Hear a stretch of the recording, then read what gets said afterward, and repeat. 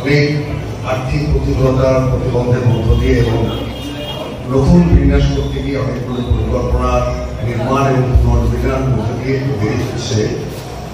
মোটামুটি আমাদের বলতে পারি যে আগস্টের 15-16 নাগাদ আমাদের উদ্বোধন পর্ব সমাপ্ত হবে। মূর্তি কথা কৌশিক বলছিল না, তাহলে কিছু নেই, দেখভালের কিছু নেই। এই মূর্তি যেটি প্রতিষ্ঠিত হচ্ছে তার মূর্তি আমাদের পশ্চিমবঙ্গে কম আছে, ভারতেও কম আছে, বেশিরভাগই বিদেশের শহরে। শিল্পীর নাম গৌতম পাল। যে মূর্তিটি প্রতিষ্ঠিত হচ্ছে অবয়ব, সম্ভবত পশ্চিমবঙ্গে এটা প্রথম, সম্ভবত হয়তো নিশ্চিত, সম্ভবত প্রথম। এই যে রবীন্দ্রনাথের যে বুড়োওয়ালা দাড়িওয়ালা ছবিটা আছে, এটা আমাদের মন পছন্দ হয়। রবীন্দ্রনাথ কখনো বুড়ো হননি, রবীন্দ্রনাথ চিরজীবিত। আসলে এই দাড়িওয়ালা ছবি দেখে দেখে, বৃদ্ধ দেখে দেখে অনেক মনে হয় না যে এটা রবীন্দ্রনাথ, এটা রবীন্দ্রনাথ। এমন নাকি আছি যে রবীন্দ্রনাথ এক লাফেই রবীন্দ্রনাথের বয়স 60, 70 বা 80 হয়ে গেছিল।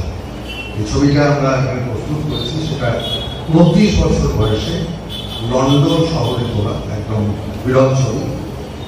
এবং যে টেরাকোটার কাজ করছে তিনিও খুব কৃষ্ণ করে বড় শিল্পী, আমরা খুব তাড়াতাড়ি করতে পারবো।